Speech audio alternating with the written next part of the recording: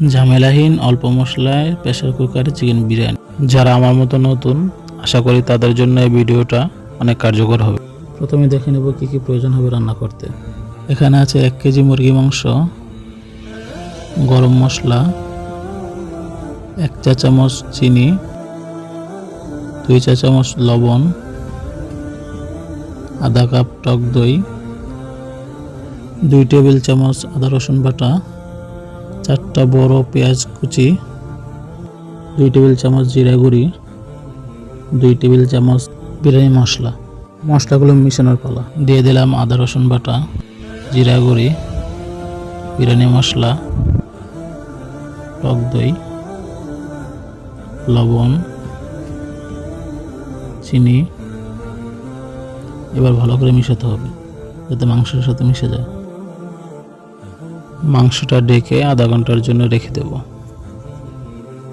Pressure কুকারে দিয়ে দিলাম 1 কাপ পরিমাণ তেল, গরম মশলা। মশলাটা একটু ভেজে নিতে হবে। এবার দিয়ে দিলাম পেঁয়াজ কুচি,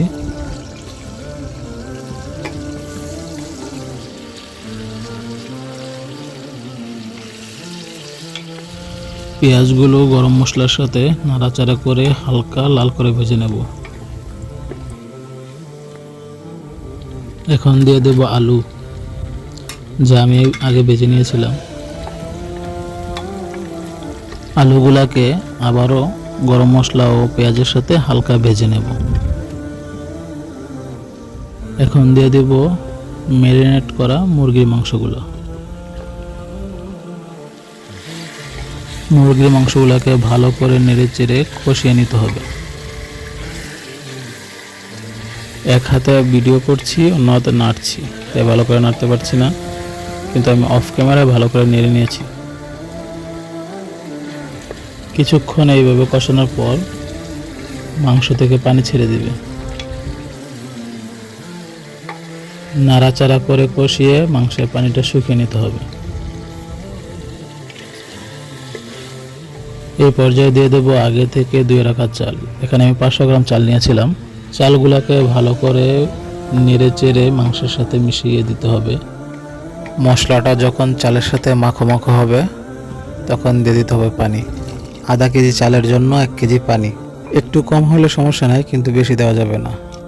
এখন দিয়ে দিলাম কিছু কাঁচামরিচ, আগে থেকে ভেজে রাখা পেঁয়াজ বেরেস্তা। এটা যদিও চালের সাথে দেওয়া দরকার ছিল, কিন্তু ওই সময় খেয়াল ছিল না। এখন ঢাকনা লাগিয়ে দেব। ঢাকনা লাগিয়ে 2 সিটি দেওয়া পর্যন্ত অপেক্ষা করব। 2 সিটির বেশি দেওয়া যাবে না, বেশি দিলে চালগুলো একদম নরম হয়ে যাবে। রান্না হয়ে গেছে। এখন চুলা বন্ধ করে 5 মিনিট দমে রাখবো। 5 মিনিট পর ভিতরে প্রেসার বের করে ঢাকনাটা খুলে দিতে হবে।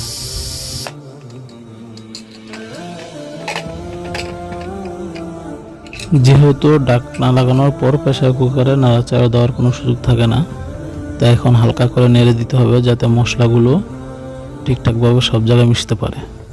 আর এই কাজটা ঢাকনা খোলার পরপরই করে দিতে হবে, পরে করলে মশলা ঠিকঠাক মিশবে না। রান্না শেষ, সবাই চলে আসো, দেখা হবে খাবার টেবিলে। আল্লাহ হাফেজ।